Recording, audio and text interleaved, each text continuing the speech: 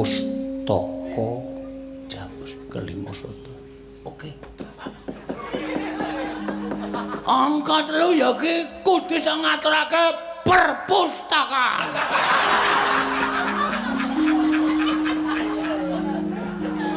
Ngeplak meneh. Goblokmu iki lho. Pustaka Jamus kelima sada. Kudu perpustakaan. Bukune nggo guru kindasmu kuwi. Ana su ta gal. Ya ora kowe iki mangkel. Mau pustaka Jamus lho. Kuwi pustakane sapa ya? Wis rasa ngomongke. Iki ya goblok banget. Pustaka kuwi ora tau ngerti ora. Pustaka Jamus kelima sada. Nek Ndara Lesmana iso ngaturke pusaka telu siji Ndata Cakra loro Kyai Pleret Nenggala angka telu pustaka Jamus kuwi anakku boyongan Begawan Durna.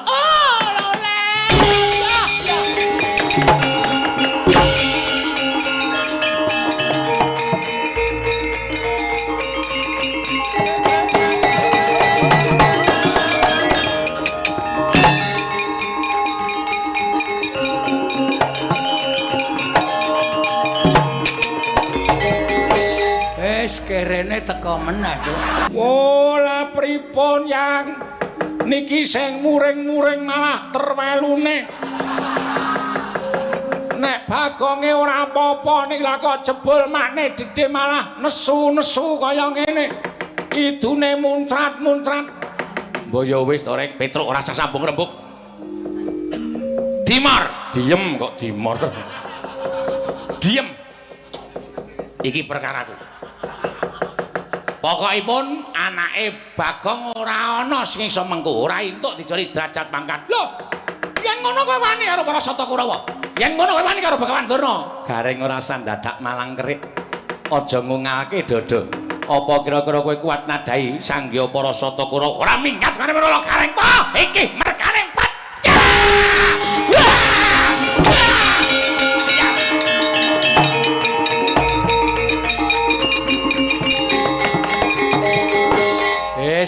Nganggeris ngono kuwi cekle iki ora iso dikandhani. Ora nganggo diteruske tem rasah. Ya ngono ya. Piye aku arep ngrembug sejatine sore wis kowe ora usah cerewet. Sekali aku ora nampa apa sing domongke bapak, tetep ora nampa ning arep kowe arep mbebujuk karo aku piye wae carane ora iso tak lakoni wis to, percaya aku. Nyatangeneng kalanggan agar pandan moncar tinon ler kakonang surung sorotetan padang kasoran pajaring purnaming kekono dasari mangsa katiga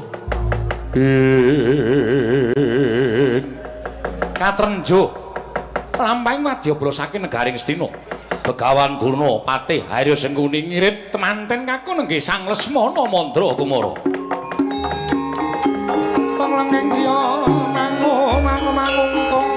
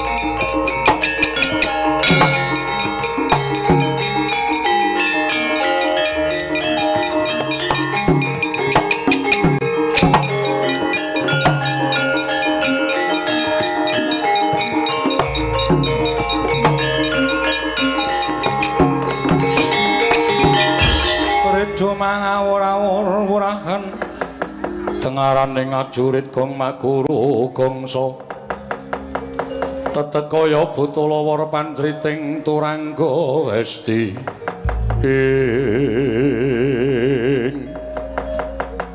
aja kaget Panakawan Bagong aku sing prapta. Oh, Bagong aja kaget ya Bagong aku sing prapta. Bagong aja kaget aku sing prapta nang bali wismamu. Wah, no daya-daya piyayi le. No daya-daya piyayi le. Mboten pangling kados Ndara Lesmana Mandra Kumara. Iya. Bekti kula kunjung nggih, Den. Ndak tampa ora liwat pangestuku tampanana Bagong. Kula pundhe nggo jimat panimpin dayana ing kasantosan menemban durna bekti kula. Oh iya Bagong ndak tampa pangestuku tampanana ya Bagong. Patih Sengkuni kula ngaturaken bekti. Iya Bagong ndak tampa pangestuku tampanana nggih. Enten apa kok doting gruduk rawuh teng sudung kula? Nek enten wigati kula aturi paring dawuh. Nggih, penemban enten wigati. Patih Sengkuni nek enten wigati enten apa? Oh, ngene ya Bagong. Praptaku ngirit marang putu Lesmana Mandra Kumara iki sejatine ming krungu kabar yen to kowe duwe anak angkat. Mongko dina samengko Lesmana wis gandrung-gandrung kawan anakmu. Dipenggak wis ora kena dirantya bakal medhot dipalangono mesti bakal mlumpat. Mula aku banjur nampa ngendikaning anak Prabu Duryudana supaya ngrabekake Lesmana entuk karo anakmu. Kowe njaluk apa Bagong? Njaluk ijol apa? Apa kowe njaluk liru wujuding kreta kencana? Apa kowe njaluk liru wujuding bandha donya Mas Picis Rajabrana? Kandha kowe matur karo Begawan Durna. Mesti bakal tak paringi waton anakmu diwenehake Lesmana Mandra Kumara. Iya Bagong. Aku sing dadi wong nomer 2 ning negara Ngastina dadi seksi apa kang dadi ngendikane anak Prabu Ngastina. Mula ora usah kuwatir. Yen to kepengin sugih dadakan kowe kandha, kowe bakal kelakon. Yen to kepengin duwe derajat pangkat sing dhuwur, mongko ya dadakan kowe matura, mesti bakal kelakon. Gak ya, Reng. Us. Kake piye to ki? Kowe iki mikir to Lesmana iki rak ya anak ratu ya bener nih rak rada ngene ta. Lesmana iki kentir. Aku iki padha karo nyengsarake anakmu wedok nek nganti dikeke Lesmana. Gareng kuwi cangkeme omong apa? Oh krungu Reng. Kowe iki keseron ning rasane ora. Mboten omong napa-napa kok. Aku padhake ora krungu apa piye. Kowe nguneke aku anak ratu ning tak anggap aku kentir. Allah. Ora. Tak plotot matamu kowe. Oh, sabar ya putu, sabar Ger, sabar. Pancen Panakawan ki omongane kaya ngono kuwi. Ana ngan sok glendak-glenduk ning gregetke pikir sabar, Lesmana sabar. Iki nek tak keke, kowe iki engko tak bangunke omah. Tak bangunke omah, Petrung kok njaluk apa tak turuti iki gegayuhanku wis cedhak. Apa sing tak karepke wis di depan mata. Ngibarate mengkari ngukup lho. Iki aku aba karo Begawan Durna. Penemban anak kula mang tumbas 3 triliun. Mesti dikeke. Nggih napa nemban? Oh, mesti tak keke. Tak keke. 3 triliun yen perlu atusan triliun tak peneke. Bondo Ngastina ora bakal entek nek nggo mbayar triliunan. Ngastina kuwi sugih ora mekakat seprapat jagat kesugihan Ngastina tak kandhani. Kandha Bagong mengko tak bayar nganggo tapak astaning Patih Sengkuni kowe iso njukuk dhuwit nen di papan nganggo panguwasaning Patih Sengkuni. Ento ya Gong, anakmu tak pek. Wis aja kuwatir. Kowe njaluk putu pira? Mesti tak leksanani apa yen perlu kacek sesasi meteng, kacek sesasi meteng. Tak lakoni waton anakmu tok wenehke. Ning nek ora menehke anakmu aja takon dosa. Sepira kekuwataning Panakawan papan kene tak gawe sungsang bawana balik kowe Panakawan Bagong.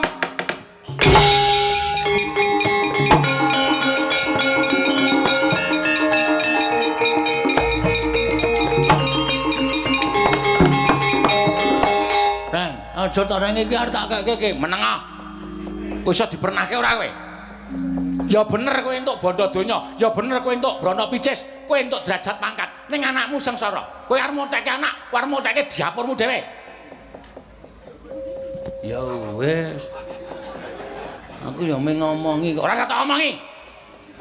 Wis Gong, nengo nek gareng wis ngono kuwi ora kena kowe mundura ben dirampungi gareng. Mangsane ora. Ning aku pasrah lho, nek kowe ngisruk, kowe gawe geger rampungono dhewe lho, Rang. Iki masalahe ora mung sepele. Ora mung baen-baen. Begawan Durna Pati Sengkuni iki mesti nggawa Kurawa. Nuwun sewu. Kula nyuwun dados badal wakilipun tuan rumah. Inggih menika pun Bagong. Ngendika sampeyan sajae kaya ngidak cengel. Ngendika sampeyan sajae kaya ngias karo ponokawan-ponokawan. Sampeyan pamer kesugihan nek Bagong meneke anake Artok naik kreta kencana nglites cengelmu ki piye? Anak-anak Semar diajari ora mata duwiten. Anak-anak Semar ora diajari mata derajat pangkat. Niki perkara kamukteni anake Bagong. Bagong menehke mangsa borong ning makne gedhe ora menehke. Wola pripun yang niki sing muring-muring malah terwelune. Nek Bagonge ora apa-apa ning lha kok jebul makne gedhe malah nesu-nesu kaya ngene. Idune muntrat-muntrat. Mbok ya wis to Rek, Petruk ora usah sambung rembug. Dimor, diem kok dimor. Diem. Iki perkaraku. Pokokipun anake Bagong ora ana sing iso mengku, ora entuk dijoli derajat pangkat. Lho, yen ngono kowe wani karo para Sata Kurawa. Yen ngono kowe wani karo Begawan Durna. Gareng ora usah dadak malang kerik. Aja ngungalke dodo. Apa kira-kira kowe kuat nadai sanggya para Sata Kurawa? Ora minggat karo para gareng po. Iki merkane empat.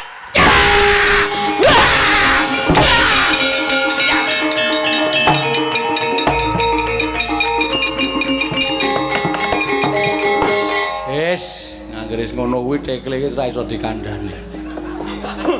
Aku tok jotosi piye? Ben sengit. Rampunge lho. Males aku wis. Kowe senengane mbubrake acara ora. Aku wis sing tak gadang, kowe iki duwe besan sing sugih. Iso tak leboni sertifikat. Lah kok dadi malah tok tonyo. Bubar kabeh. Angen-angenku. Wis, tak urung meh entuk kere meneh iki. Ngrekoso iki. Rampungi Reng, rawe-rawe rantas malah putungane terus.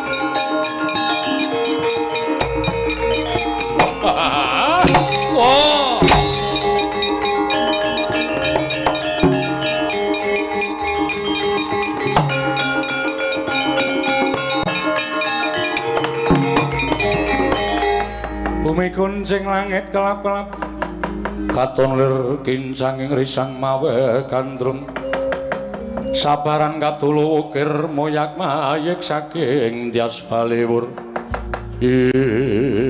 wah mandeng tampu kedep mandeng yen mripate pener mripat ora pener kok mandeng cerewet sing penting aku wani mandeng karo kowe.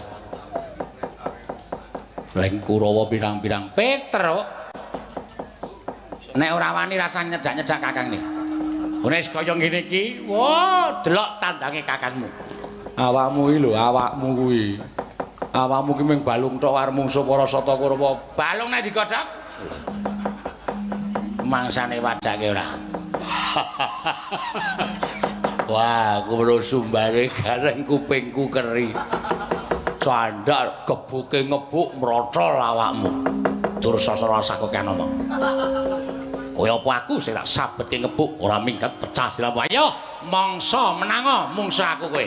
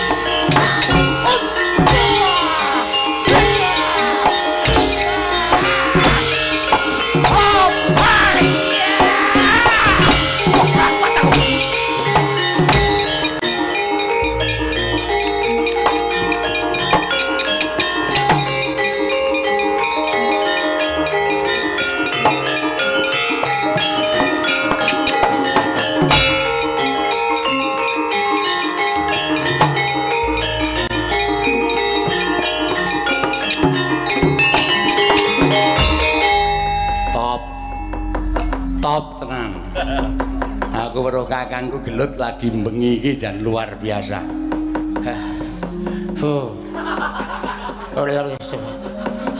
Piye? Aduh. Wah.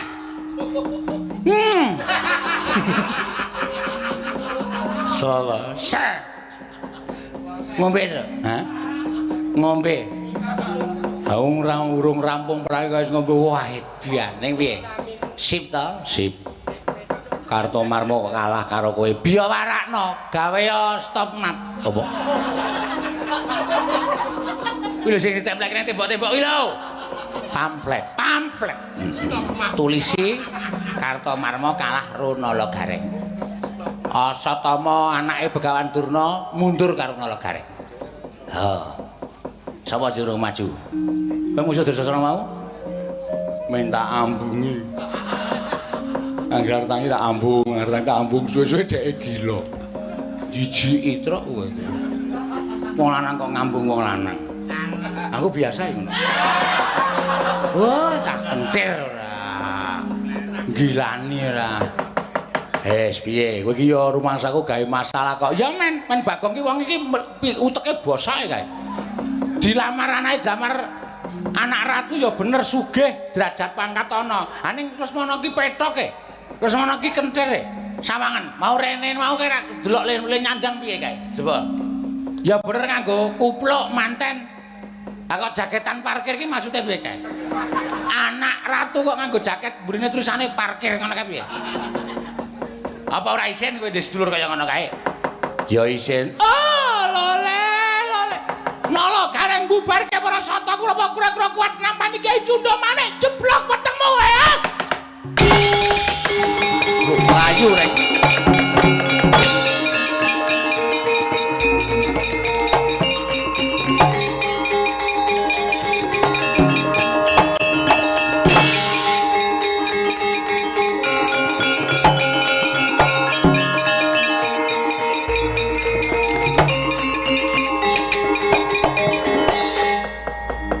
Kok tengok-tengok impianku lenyap. Apa sing tak gadang-gadang pirang-pirang dina sawulahe aku ndek anak ayu ki musna merga saka pokale gareng. Ora masalah anakku dipek Lesmana, aming anak angkat kok. Ora apa-apa, sing penting aku ora wis dianggep besane Ratu Ngastina lho, ora gleleng.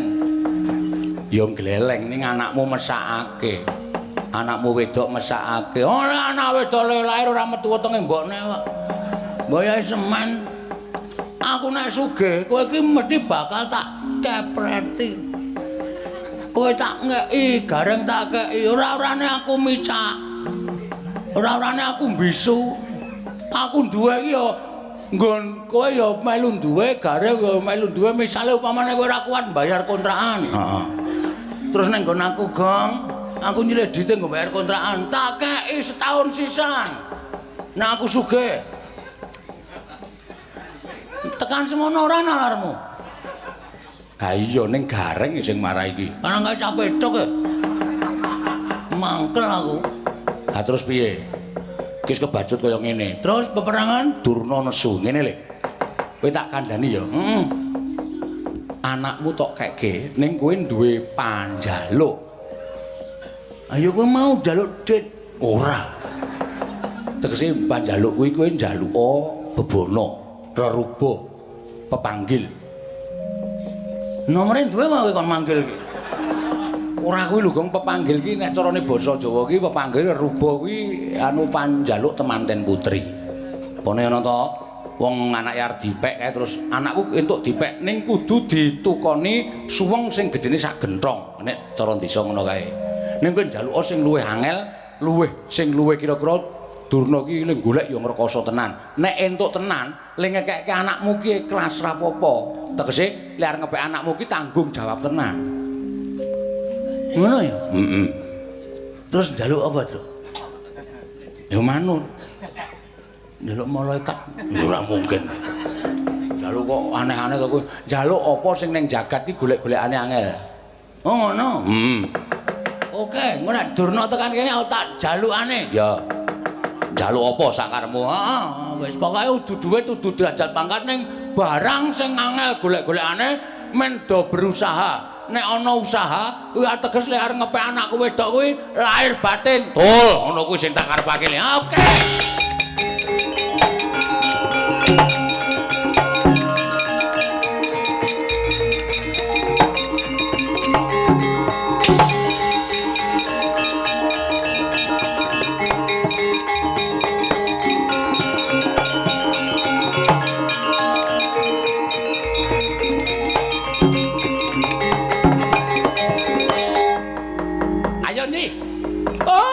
Gareng kok wani sumbar-sumbar ning ngarepe para sata Kurawa. Apa dianggep Kurawa ki wong loro saudon telu saurupan? Apa kira-kira Nala Gareng kakangmu iso nandhingi kekuwataning Begawan Durna ing Sukalima? Ya ndi? Nala Gareng kon ngetok. Ora lakon tak untapke nyawane aja duntang kumbayana keparat. Sabar, sabar.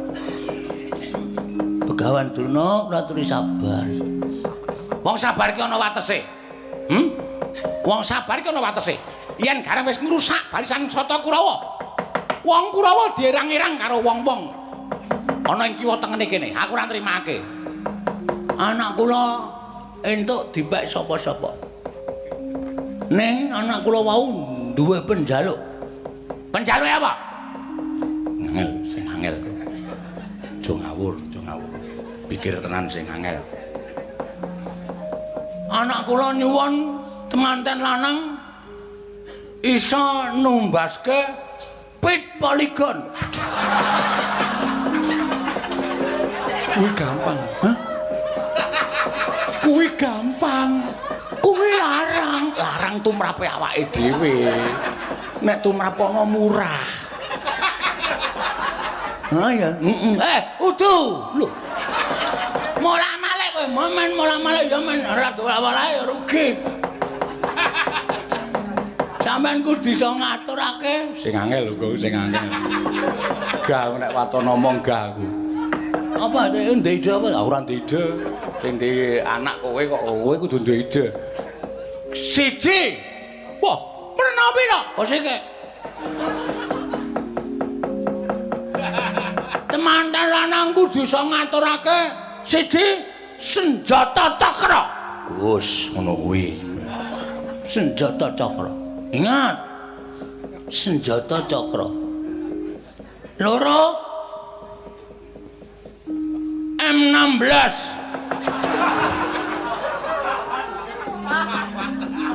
Nggo ngebrem dasmu ki lho piye? Ya ora ngono, Tru. Kowe nesu njukan. Ora ngerti iki dikandhani adine. Emah aku nek nganggo keplak-keplakan. Pentas kok gagar otak. Nomor loro Nenggolo. Hah? Nenggolo. Pendopo? Nenggolo. Nomor loro senjata nenggolo. Tur, turu kok. Ora. Aku ngrungokke. Lah kok merem-merem. Kene ngomong tenanan mah merem-merem. Angka 3 sing terakhir. Apa tadi? Tak pikir sih. Pustaka Jamus Kelimasada. Oke. Angka 3 ya ki kudu iso ngaturake perpustakaan.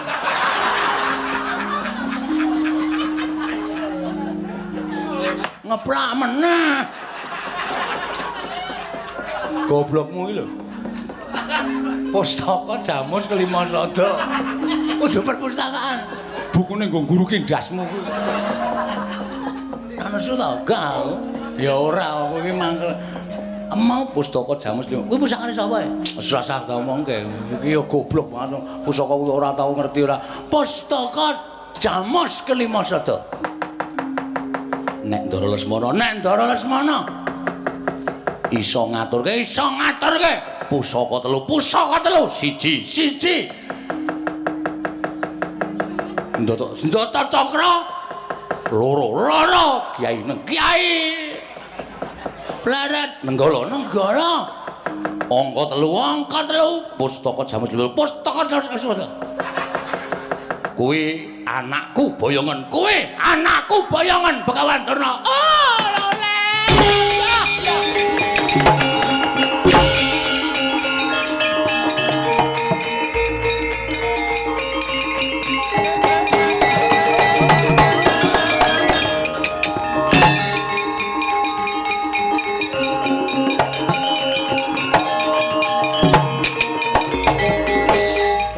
Kerene teko meneh, Cuk.